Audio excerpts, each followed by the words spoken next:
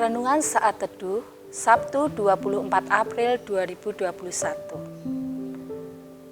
Shalom, selamat pagi. Bapak, Ibu, Saudara yang terkasih di dalam Tuhan Yesus. Bagaimana kabarnya hari ini? Semoga setiap kita kabarnya baik dan sehat selalu. Marilah sebelum kita memulai aktivitas di hari ini, kita akan bersama-sama bersaat teduh dengan merenungkan firman Tuhan dan berdoa mohon penyertaannya. Renungan pada saat ini terambil dari Kisah Para Rasul 4 ayat 1-4 yang demikian firman Tuhan.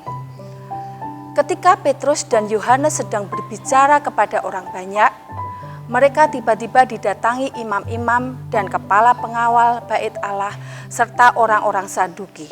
Orang-orang itu sangat marah karena mereka mengajar orang banyak dan memberitakan bahwa dalam Yesus ada kebangkitan dari antara orang mati.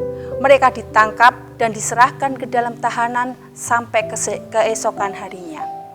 Karena hari telah malam, tetapi di antara orang yang mendengar ajaran itu, banyak yang menjadi percaya, sehingga jumlah mereka menjadi kira-kira 5.000 orang laki-laki. Bapak, Ibu, Saudara yang terkasih di dalam Tuhan, pada saat Petrus dan Yohanes sedang mengajar orang banyak, datanglah para imam kepala serta orang Saduki. Mereka tidak senang dengan Petrus dan Yohanes yang mengajarkan tentang konsep kebangkitan Yesus dari antara orang mati. Sebab orang Saduki sama sekali tidak percaya adanya kebangkitan orang mati.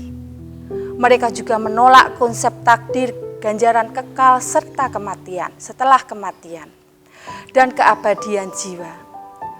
Kaum Saduki lebih menekankan pada kehendak bebas dan kemandirian akal budi manusia.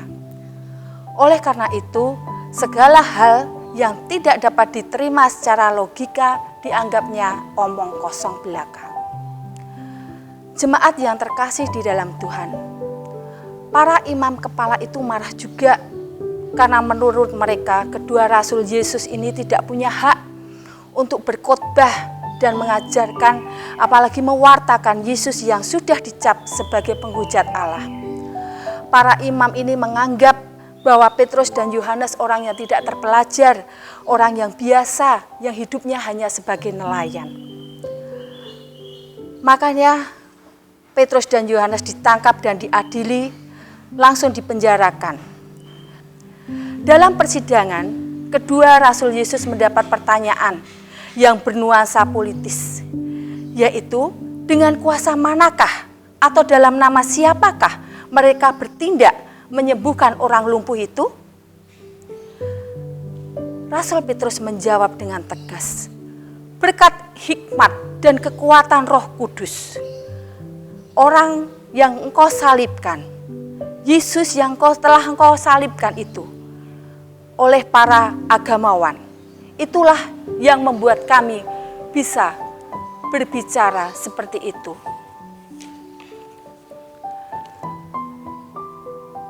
Ucapan Petrus bukan hanya melukai perasaan dan harga diri anggota agama, tetapi juga membuat mereka keheranan. Mereka menghendaki bahwa setelah peristiwa penyaliban Yesus orang Nazaret itu, tidak akan ada lagi orang yang menyebut namanya. Namun, mereka tidak bisa menghambat karya Allah di tengah bangsa Israel. Sebab apa yang diberitakan para rasul itu benar adanya. Saudaraku yang terkasih, kita sebagai anak Allah dipanggil untuk berani memberitakan kesaksian tentang Yesus sebagai juru selamat, penebus, dan penghibur bagi manusia berdosa. Fakta dan kebenaran ini sepatutnya mendorong kita untuk lebih berani hidup bagi Kristus. Dengan cara, mungkin kita dianggap sebagai orang biasa saja. Tetapi dunia akan heran jika kita melakukan yang biasa ini menjadi luar biasa. Di tengah dunia yang penuh dengan ketidakbenaran ini, mari kita hidup sebagai orang yang biasa memberitakan Yesus sebagai Juru Selamat kita, sebagai penolong kita, dengan cara hidup yang jujur, setia, tanggung jawab, dan penuh kasih. Biarlah semua itu hikmat dari Roh Kudus yang akan memimpin kita. Terima kasih dan amin. Mari Bapak Ibu Saudara, kita akan bersama-sama masuk dalam doa.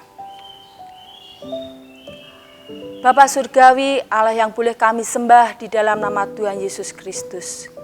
Kembali Tuhan, pada pagi hari yang indah ini, kami datang bersujud di hadapan Engkau.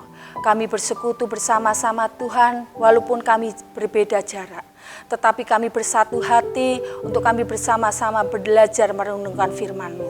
Terima kasih atas firman-Mu yang indah ini Tuhan, yang mungkin belum sempurna kami lakukan. Tetapi kami percaya Engkau akan menyempurnakannya dalam kehidupan kami hari lepas hari.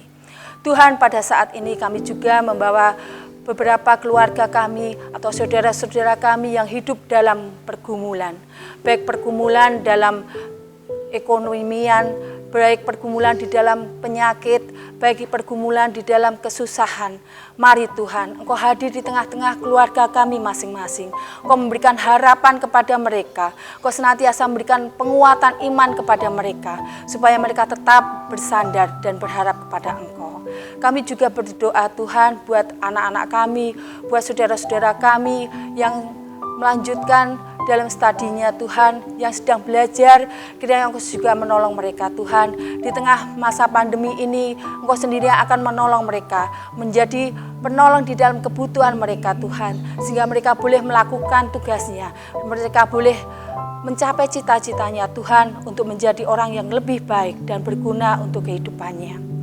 Kami juga membawa Tuhan bangsa dan negara kami di dalam masa-masa pandemi ini. Biarlah Engkau juga akan menolong pemimpin bangsa kami Tuhan, memberikan hikmat kepada mereka, supaya mereka juga bisa melakukan tugas dan tanggung jawabnya dengan baik.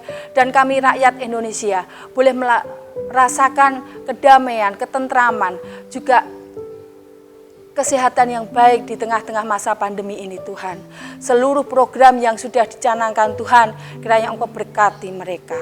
Terima kasih Tuhan Yesus. Kami juga bawa gereja kami di masa-masa pandemi ini. Tuhan masih memberkati gereja kami, sehingga kami boleh bersekutu Tuhan. Terima kasih, itulah hal yang boleh menguatkan kami semua, sehingga kami tetap di dalam Engkau Tuhan. Terima kasih Bapa, ampuni segala kekurangan dan dosa-dosa kami Tuhan. Dan kami serahkan hidup dan kehidupan kami seutuhnya hanya di dalam tangan Tuhan Yesus Allah kami yang hidup. Terima kasih Tuhan, haleluya, amin. Demikianlah sejenak saat teduh di pagi hari ini yang sudah kita lakukan.